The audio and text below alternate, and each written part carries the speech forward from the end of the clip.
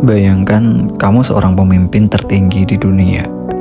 Semua orang tunduk padamu.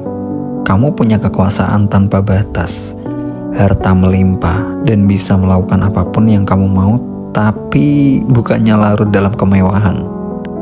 Kamu malah memilih hidup sederhana, menulis catatan pribadi tentang kesabaran, penderitaan, dan kebajikan. Inilah kisah Marcus Aurelius, Kaisar Romawi yang justru diingat bukan karena perangnya, tapi karena kebijaksanaannya. Marcus Aurelius lahir tahun 121 Masehi di Roma. Dari kecil, dia bukan anak sembarangan. Keluarga bangsawan dekat dengan istana. Tapi yang menarik, Marcus kecil nggak terlalu terpesona dengan gemerlap kekuasaan. Dia lebih suka hal-hal serius. Sejak usia muda, dia sudah tertarik dengan filsafat. Sampai-sampai dia tidur di ranjang keras dari papan kayu untuk melatih ketabahan. Bukan karena miskin, tapi karena dia ingin melatih diri dari rasa nyaman berlebihan. Guru-gurunya memperkenalkan dia ke stoikisme. Ajarannya mengajarkan ketenangan batin, menerima nasib, dan mengendalikan diri. Nasib membawanya ke jalur besar. Kaisar Hadrian melihat potensi Marcus muda, lalu menunjuknya sebagai pewaris tahta. Bayangkan, dari anak filsafat yang senang hidup sederhana, kini ditakdirkan jadi pemimpin dunia. Marcus belajar keras, mulai dari hukum, politik, dan strategi militer. Tapi di balik itu, dia terus menulis dengan merenung. Bahkan ketika jadi pemimpin, dia masih lebih sering menyendiri dengan buku dan catatannya. Dan akhirnya, tahun 161 Masehi, Marcus Aurelius resmi jadi Kaisar Romawi. Mungkin kita berpikir, jadi kaisar itu enak, tapi justru sebaliknya. Masa pemerintahannya penuh cobaan. Wabah Antonin memusnahkan jutaan jiwa. Perang melawan bangsa barbar hampir tanpa henti. Pengkhianatan dari sahabat dan politikus istana. Di tengah kekacauan itu, Marcus Aurelius tetap menulis. Catatan pribadinya yang kelak dikenal sebagai Meditation. Jadi saksi bagaimana dia bergulat dengan rasa takut, amarah, dan kesedihan. Dia menulis bukan untuk publikasi, tapi untuk dirinya sendiri.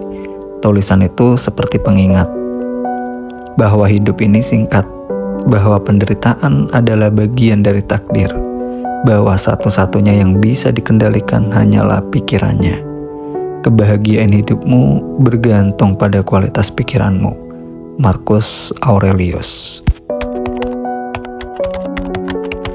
Kalau kamu merasa kisah ini menginspirasi, jangan lupa tekan tombol like biar semangat kami terus bikin konten sejarah dan filsafat seperti ini.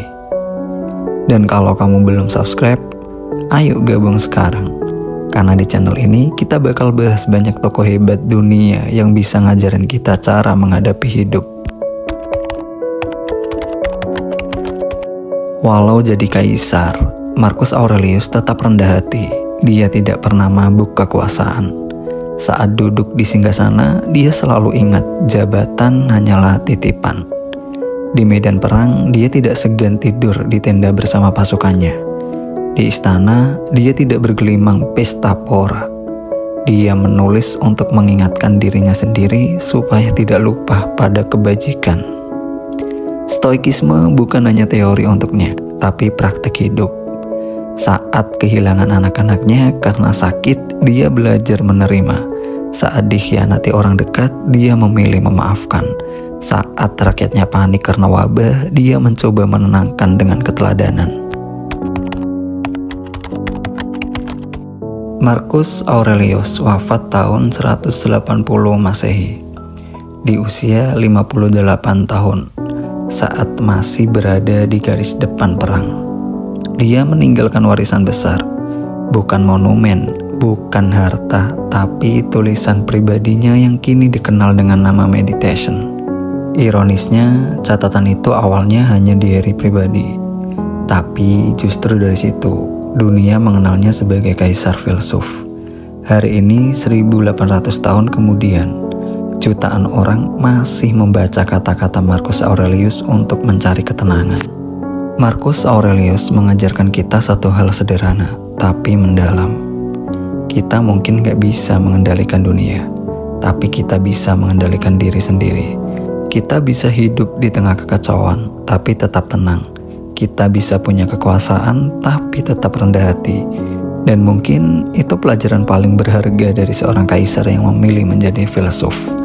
Hasta la vista,